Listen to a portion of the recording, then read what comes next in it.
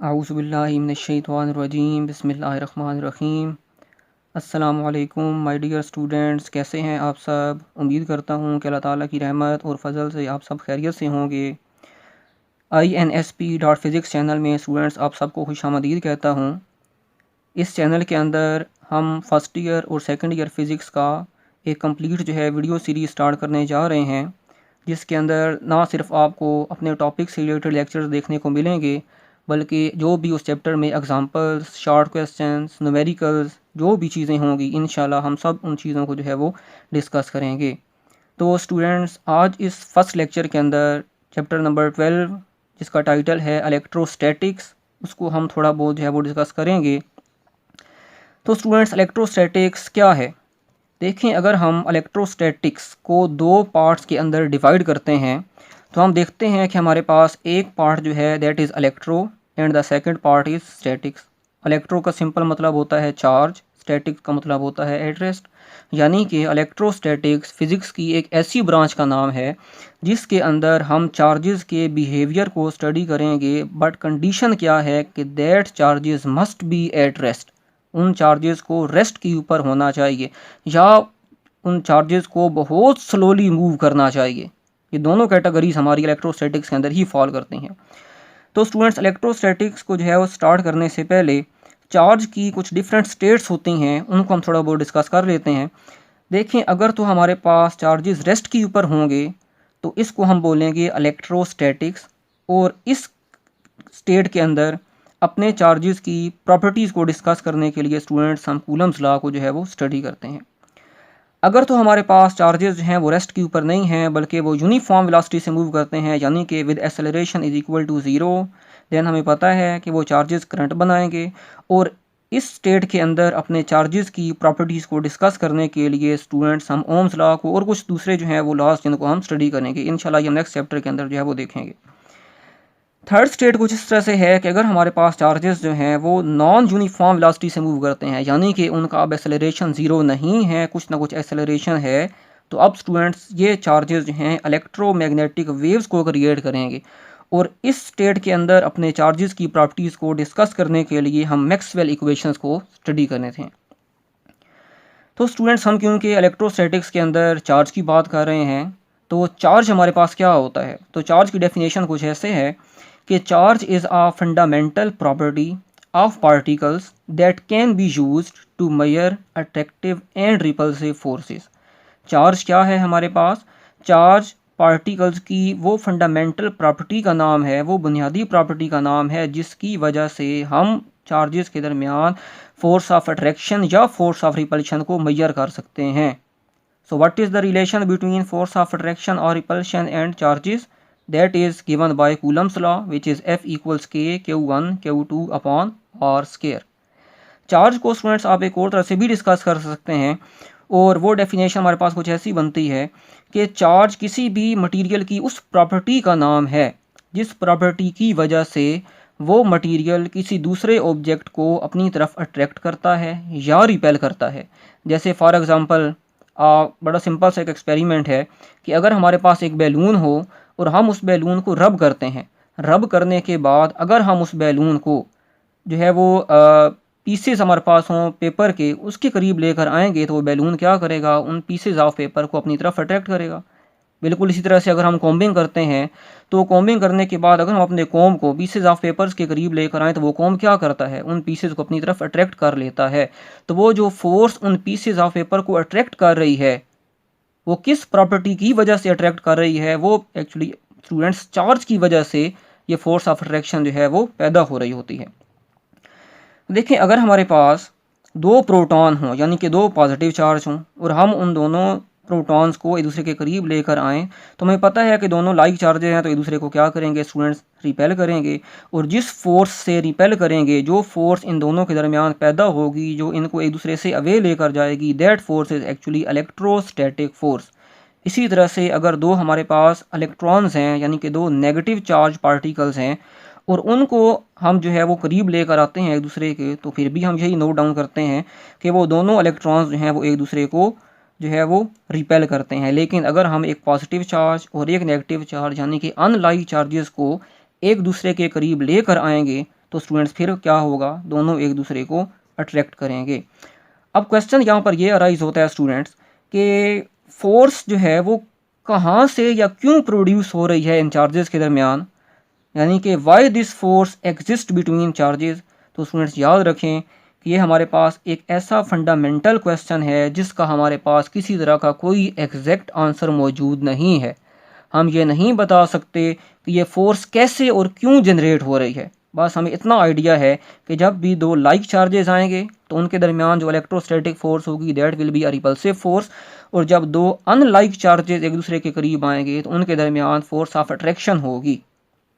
ठीक है students, okay. अब एक प्रोटॉन के ऊपर कितना चार्ज होता है, एक प्रोटॉन के ऊपर students 1.6 multiplied by 10⁻⁻⁹ coulomb charge जो है वो एग्जिस्ट करता है। इसी तरह से एक इलेक्ट्रॉन के ऊपर कितना चार्ज होता है, एक इलेक्ट्रॉन के ऊपर भी चार्ज उतना ही होता है जितना एक प्रोटॉन के ऊपर है, लेकिन उस चार्ज की जो नेचर है वो प्रोटॉन की निस्बत क्या होगी स्टूडेंट्स, अपोजिट होगी। मैग्नीट्यूड में दोनों सेम होंगे। चार्ज का जो हमारे पास यूनिट है दैट इज़ कूलम, जिसको हम C से रिप्रेजेंट करेंगे, और एक कूलम चार्ज के अंदर स्टूडेंट्स कितने इलेक्ट्रॉन्स एग्जिस्ट कर सकते हैं, तो वो हैं 6.242 10⁻18 इलेक्ट्रॉन्स। इसी तरह से अगर आपसे कोई पूछता है कि 2 कूलम चार्ज में कितने इलेक्ट्रॉन्स होंगे तो इस पूरी इक्वेशन को हम 2 से मल्टीप्लाई कर देंगे। 10 कूलम चार्ज में कितने इलेक्ट्रॉन्स होंगे तो हम इस पूरी इक्वेशन को 10 से मल्टीप्लाई कर देंगे। अब स्टूडेंट्स चार्जेस की जो दो टाइप्स हैं हमारे पास, ये हमें किसने बताया था कि दो टाइप्स हैं, तो स्टूडेंट ड्यू फे वो फर्स्ट साइंटिस्ट था जिसने हमें ये बताया कि चार्जेस की दो टाइप्स हैं। उसके बाद बेंजामिन फ्रैंकलिन वो साइंटिस्ट था जिसने उन दो टाइप्स को नाम दिया, एक को उसने नाम दिया पॉजिटिव चार्ज का और दूसरे को उसके नाम दिया नेगेटिव चार्ज का। स्टूडेंट यहीं पर हम पॉइंट चार्जेस को भी डिस्कस कर लेते हैं कि वो हमारे पास क्या होता है। तो स्टूडेंट पॉइंट चार्जेस हम ऐसे चार्जेस को बोलते हैं जिन चार्जेस का जो डायामीटर है यानी कि जो साइज़ है वो बहुत बहुत कम हो as compare to the distance between two charges. यानी कि अगर हमारे पास फॉर एग्जांपल ये दो चार्जेस हैं, एक हमारे पास है पॉजिटिव चार्ज, दूसरा भी हमारे पास पॉजिटिव चार्ज है, इन दोनों चार्जेस के दरमियान जो डिस्टेंस है स्टूडेंट्स अगर वो हमारे पास r हो तो हम क्या कह रहे हैं कि जो इस चार्ज का अपना डायामीटर है वो बहुत कम हो। किससे कम हो, जो इन दोनों चार्जेस के दरमियान डिस्टेंस है उससे बहुत ज़्यादा कम हो, तो ऐसे चार्जेस को स्टूडेंट्स हम पॉइंट चार्जेस का जो है वो नाम देंगे। ओके स्टूडेंट्स, अब कुछ जो है हमारे पास इलेक्ट्रिकल चार्ज की कुछ प्रॉपर्टीज़ हैं जिनको हम थोड़ा बहुत डिस्कस कर लेते हैं। फर्स्ट वन जो प्रॉपर्टी है हमारे पास that is additive nature of charge. Additive nature of charge actually हमें ये बताता है कि चार्ज क्या एक स्केलर क्वांटिटी है या एक वेक्टर क्वांटिटी है। तो हम स्टूडेंट्स क्या करते हैं, कोई एक ऑब्जेक्ट है हमारे पास फॉर एग्जांपल जिसके अंदर इनिशियली हमारे पास 3 कूलम का चार्ज जो है वो मौजूद है। अगर हम इस ऑब्जेक्ट के अंदर 1 कूलम चार्ज और ऐड कर देते हैं तो स्टूडेंट्स हमें पता है कि इसके ऊपर अब चार्ज कितना हो जाएगा, 4 कूलम चार्ज हो जाएगा। अगर हम इसके अंदर 2 कूलम चार्ज और ऐड कर देते हैं तब हमारे पास कितना हो जाएगा, 6 कूलम चार्ज हो जाएगा इस ऑब्जेक्ट के ऊपर। इसी तरह अगर हम इस ऑब्जेक्ट के अंदर फॉर एग्जांपल 5 कूलम चार्ज और मज़ीद ऐड कर देते हैं तो अब क्या होगा, हमारे पास 5 और 3 8 9 10 और 11 कूलम चार्ज अब इस ऑब्जेक्ट के ऊपर जो है वो पैदा हो जाएगा। और अगर हम किसी भी मेथड से इस ऑब्जेक्ट के अंदर -1 कूलम का चार्ज ऐड करते हैं तब क्या होगा, सिंपल हम 1 को माइनस कर देंगे। पहले हमारे पास था 5 और 3 8 8 9 10 और 11 -1 कूलम इसके अंदर ऐड किया तो अब इसके ऊपर चार्ज कितना स्टूडेंट्स हो जाएगा, 10 कूलम का चार्ज इसके ऊपर बाकी रह जाएगा।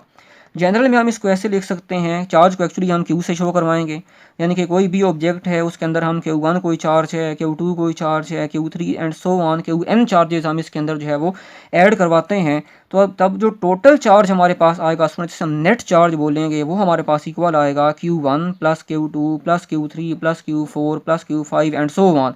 सिंपल अरिथमेटिक एडिशन से हम उनको ऐड करेंगे तो हमारे पास उस ऑब्जेक्ट के ऊपर जो है वो नेट चार्ज आएगा।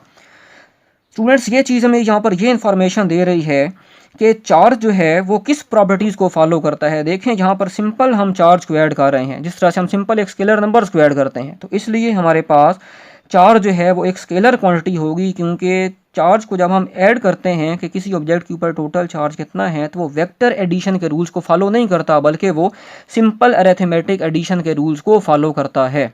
तो इसलिए हमारे पास चार्ज जो है वो एक स्केलर क्वांटिटी जो है वो होगी। सेकंड स्टूडेंट्स जो प्रॉपर्टी है हमारे पास चार्ज की, that is conservation of charge. Conservation of charge को समझने के लिए हम यहाँ पर कंसिडर करते हैं कि कोई हमारे पास एक बॉक्स है, समझ लें ये बिल्कुल एक आइसोलेटेड सिस्टम है, यानी कि एक ऐसा सिस्टम जिस सिस्टम के अंदर बाहर से किसी तरह की कोई फोर्स, कोई एनर्जी एंटर नहीं हो सकती। तो इस पूरे सिस्टम के अंदर मज़ीद दो बॉक्सेस हैं हमारे पास। एक बॉक्स के अंदर 3 कूलम का चार्ज है, दूसरे बॉक्स के अंदर 8 कूलम का चार्ज है। अब अगर हमसे कोई पूछता है कि इस पूरे आइसोलेटेड सिस्टम के अंदर नेट चार्ज कितना है, तो नेट चार्ज क्यू वो इक्वल होगा 8 coulomb plus 3 coulomb which is equal to 11 coulomb. लेकिन स्टूडेंट्स अगर देखें, अगर हम बाहर से यहाँ से कोई चार्ज जो है वो ऐड करते हैं अपने सिस्टम के अंदर, फॉर एग्जांपल मैं 1 कूलम का चार्ज ऐड करने की कोशिश करता हूँ, तो स्टूडेंट्स हमें पता है कि ये एक आइसोलेटेड सिस्टम है। आप बाहर से जितना मर्जी चार्ज इस बॉक्स के ऊपर डालें, ये चार्ज आपका इस सिस्टम के अंदर कभी भी एंटर नहीं कर सकेगा, क्योंकि ये एक आइसोलेटेड सिस्टम है। तो चाहे आप बाहर से जितना मर्जी चार्ज इसके ऊपर स्प्रिंकल आउट करते जाएँ, हमारे पास जो नेट चार्ज रहेगा वो 11 कूलम ही रहेगा। हाँ, ये पॉसिबिलिटी हो सकती है कि किसी तरीके से for example 8 coulomb charge drop करके ये हो जाता है 7 कूलम, तब क्या होगा, 1 कूलम का चार्ज जाकर इस बॉक्स के अंदर ऐड हो जाएगा और इसका हमारे पास चार्ज हो जाएगा 4 कूलम। अगेन जब आप इनको ऐड करेंगे तो इनका सम हमेशा 11 कूलम ही रहेगा। यानी कि इन दोनों बॉक्सेस के अंदर चार्ज कम या ज़्यादा तो हो सकता है, लेकिन उनका जो सम रहेगा वो हमेशा हमेशा कांस्टेंट रहेगा। जितना चार्ज इस बॉक्स के अंदर मौजूद है, उस बॉक्स की जो टोटल चार्जेस की जो टोटल सम है वो हमेशा क्या रहेगी, कांस्टेंट रहेगी। इसलिए हम बोलते हैं कि चार्ज हमेशा क्या रहेगा, कंजर्व रहेगा। लेकिन सिर्फ और सिर्फ किस सिस्टम के अंदर, आइसोलेटेड सिस्टम के अंदर, जिस तरह से आपने फर्स्ट ईयर में देखा था कि लीनियर मोमेंटम आपका जो है वो कंजर्व रहता है, एंगुलर मोमेंटम आपका कंजर्व रहता है, but in isolated system. Third students जो प्रॉपर्टी है हमारे पास इलेक्ट्रिकल चार्ज की, that is quantization of charge, which is very important quantity. Quantization of charge को समझने के लिए हम यहाँ पर कुछ कंसिडर करते हैं कि फॉर एग्जांपल ये हमारे पास समझ लें कि कोई मेटल का एक पीस है या कोई भी एक बॉक्स समझ लें। कंसिडर करें कि अभी ये न्यूट्रल है, यानी कि इसके अंदर जितने नंबर ऑफ़ पॉजिटिव चार्जेस हैं उतने ही नंबर ऑफ़ नेगेटिव चार्जेस भी हैं। तो ओवरऑल ये न्यूट्रल है, इसके ऊपर किसी तरह का चार्ज एग्जिस्ट नहीं कर रहा। अब अगर हम क्या करते हैं, हम एक इलेक्ट्रॉन इस बॉक्स के अंदर या इस मेटल के पीस के अंदर ऐड करवाते हैं, तो आपसे कोई पूछता है कि भाई अब कितना चार्ज है, तो हम बोलेंगे -1 ई यहाँ पर शो करवा रहा है एलिमेंट्री चार्जेस को, यानी कि charge on 1 electron which is 1.6 10⁻⁻19 coulomb. एक और इलेक्ट्रॉन को ऐड करवा दें। अब स्टूडेंट्स हमने 2 इलेक्ट्रॉन ऐड करवा दिए हैं। अब इस बॉक्स के अंदर कितना चार्ज है, -2 ई। एक और इलेक्ट्रॉन को ऐड करवा दें। अब कितना चार्ज है, -3 ई। एक और इलेक्ट्रॉन को ऐड करवा दें, कितना चार्ज है, -4 ई। इसी तरह से -5 ई, -6 ई, -7 ई, और ये सिस्टम ऐसे ही चलता जाएगा। अब स्टूडेंट्स अगर हम इसी मेटल में से क्या करते हैं, एक इलेक्ट्रॉन को रिमूव कर देते हैं, तो हमें पता है एक इलेक्ट्रॉन को रिमूव कर दिया, इट मीन्स कि अब इसके ऊपर जो चार्ज है मेटल पीस के ऊपर वो पॉजिटिव चार्ज आना स्टार्ट हो जाएगा। तो एक इलेक्ट्रॉन रिमूव किया, +1 ई इलेक्ट्रॉन आ गया इसके ऊपर। एक और इलेक्ट्रॉन रिमूव कर दिया, 2 इलेक्ट्रॉन रिमूव हो चुके हैं, तो +2 ई चार्ज बाकी रह गया। 3 इलेक्ट्रॉन रिमूव हो चुके हैं, +3 ई चार्ज बाकी रह गया। 4 इलेक्ट्रॉन रिमूव कर दिए, +4 ई चार्ज बाकी रह गया।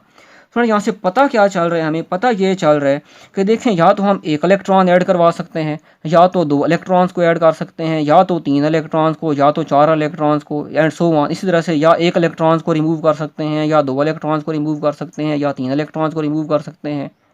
ऐसा ही है ना। तो ऐसा तो नहीं हो सकता कि हम कहें जी हम 1.5 इलेक्ट्रॉन्स को एंटर करवा रहे हैं या हम 2.7 इलेक्ट्रॉन्स को जो है वो रिमूव करवा रहे हैं, तो ऐसा नहीं हो सकता। तो इसलिए हमारे पास या तो चार्ज होगा, अगर हम इलेक्ट्रॉन्स को ऐड करवा रहे हैं किसी न्यूट्रल ऑब्जेक्ट के अंदर, तो -1 ई। एक और इलेक्ट्रॉन ऐड करवाएंगे, -2 ई, -3 ई, -4 ई, एंड सो ऑन। तो जनरल में हम देख रहे हैं कि हमारे पास इंटीजर्स आ रहे हैं, तो हम जनरल में इसको लिखेंगे टोटल चार्ज कितना एग्जिस्ट कर रहा है हमारे ऑब्जेक्ट के ऊपर, that is Q is equal to n e. यहाँ पर n स्टूडेंट्स एक इंटीजर है जिसकी वैल्यू 0 +-1 +-2 +-3 होगी, और E यहाँ पर वही एलिमेंट्री चार्ज है, चार्ज ऑन 1 इलेक्ट्रॉन 1.6 10⁻⁻19 कूलम। ठीक है स्टूडेंट्स, तो इसका मतलब है कि हमारे पास इसी प्रॉपर्टी का नाम है क्वांटाइजेशन ऑफ चार्ज, कि या तो चार्ज ऑब्जेक्ट के ऊपर रहेगा 1 ई, या 2 ई, या 3 ई, या 4 ई, 5 ई, 6 ई। ऐसा नहीं हो सकता दरमियान में 1.5 ई हो, 7.5 ई हो, हमेशा इंटीजर्स आएंगे। तो इस प्रॉपर्टी को हम बोलते हैं क्वांटाइजेशन ऑफ चार्ज। अब मिनिमम जो पॉसिबल चार्ज है हमारी यूनिवर्स के अंदर वो स्टूडेंट्स कितना है, या तो वो होगा प्लस ई या तो वो होगा माइनस ई। लेकिन आपको मैं एक बात यहाँ पर वेरी इंपॉर्टेंट बताता हूँ कि डेली लाइफ के अंदर हमें जिन प्रॉब्लम्स को हमें फेस करना पड़ता है उनमें ये चीज़ें 100% होल्ड करती हैं। लेकिन कुछ एक्सेप्शनल केसेस ऐसे भी हैं जिन केसेस के अंदर हमारा जो चार्ज है किसी भी ऑब्जेक्ट के ऊपर वो इंटीग्रल मल्टीपल नहीं होता ई का। जैसे फॉर एग्ज़ाम्पल अगर आप क्वार्क्स की बात करते हैं तो क्वार्क्स में हमारे पास क्या होता है कि दो टाइप्स होती हैं क्वार्क्स की। एक को हम बोलते हैं अप क्वार्क, एक को हम बोलते हैं डाउन क्वार्क। एक अप क्वार्क के ऊपर जो चार्ज होता है स्टूडेंट्स दैट इज़ +2e/3। एक डाउन क्वार्क के ऊपर जो चार्ज होगा that is -e/3 and e is equal to 1.6 × 10⁻⁻19 coulomb. अब देखें, अब एक अप क्वार्क एक डाउन क्वार्क के ऊपर जो चार्ज है वो इंटीग्रल मल्टीपल तो नहीं है ई का, लेकिन क्योंकि ये एक रेयर केसेस होते हैं जिनको हम कुछ ज़्यादा जब वो डिस्कस नहीं करते, तो अगर हमसे कोई पूछता है कि भाई एक प्रोटॉन के ऊपर कितना चार्ज है, तो स्टूडेंट्स याद रखिएगा कि एक प्रोटॉन किससे मिलकर बना होता है, उसमें दो अप क्वार्क्स होते हैं और एक डाउन क्वार्क। जब दो अप क्वार्क्स और एक डाउन क्वार्क आपस में कंबाइन होंगे तो एक प्रोटॉन बनेगा। इसका मतलब है कि अगर हम अप क्वार्क और डाउन क्वार्क के चार्जेस को आपस में ऐड करें तो एक प्रोटॉन के ऊपर चार्ज आना चाहिए। तो देखें, एक अप क्वार्क के ऊपर चार्ज है +2e/3, तो ये वैल्यू हमने पुट कर दी। एक डाउन क्वार्क के ऊपर चार्ज है -e/3, वो यहाँ पर लिख दिया। जब स्टूडेंट्स इसको सॉल्व किया तो हमने देखा ये बिल्कुल ई की इक्वल आ रहा है, यानी कि एक प्रोटॉन के ऊपर चार्ज कितना है 1.6 × 10⁻⁻19 कूलम विद पॉजिटिव साइन। एक न्यूट्रॉन की अगर हमसे कोई पूछता है कि उसके ऊपर कितना चार्ज है, तो हमें पता है neutron is a neutral particle, उसके ऊपर किसी तरह का चार्ज एग्जिस्ट नहीं करता। न्यूट्रॉन का जो इंटरनल स्ट्रक्चर है वो कुछ ऐसा होता है कि न्यूट्रॉन के अंदर एक अप क्वार्क होगा और दो डाउन क्वार्क्स होंगे। अप क्वार्क के ऊपर चार्ज +2e/3 है, डाउन क्वार्क के ऊपर चार्ज -e/3 है। जब इसको सॉल्व किया स्टूडेंट 0 आया। इट मीन्स कि हमारे पास न्यूट्रॉन के ऊपर चार्ज क्या है, 0 है। तो स्टूडेंट्स आज के लिए बस इतना ही। नेक्स्ट लेक्चर के अंदर इंशाल्लाह हम अपना टॉपिक नंबर 12.1 को स्टार्ट करेंगे, दैट इज़ कूलम्स लॉ, और उसकी स्केलर और वेक्टर फॉर्म को इंशाल्लाह हम डीपली डिस्कस करेंगे। अगर आपको हमारी ये वीडियो पसंद आई हो तो प्लीज़ हमारे चैनल INS.physics को सब्सक्राइब लाजमी करें और साथ में मौजूद बेल आइकन को लाजमी प्रेस करें ताकि हमारी आने वाली हर नई वीडियो का नोटिफिकेशन आप तक बर वक्त पहुँचता रहे। हमारी वीडियो को लाइक करें। अगर आपका कोई क्वेश्चन हो तो आप कमेंट में पूछ सकते हैं, तो इंशाल्लाह I will try my level best कि मैं उसका आंसर जो है वो कर सकूं। और अगर ये वीडियो पसंद आई हो तो अपने दोस्तों के साथ, अपने फैमिली मेम्बर्स के साथ इस वीडियो को लाजमी शेयर कीजिएगा। अल्लाह ताला आपका हामी व नासिर हो। नेक्स्ट लेक्चर तक के लिए अल्लाह हाफ़िज़।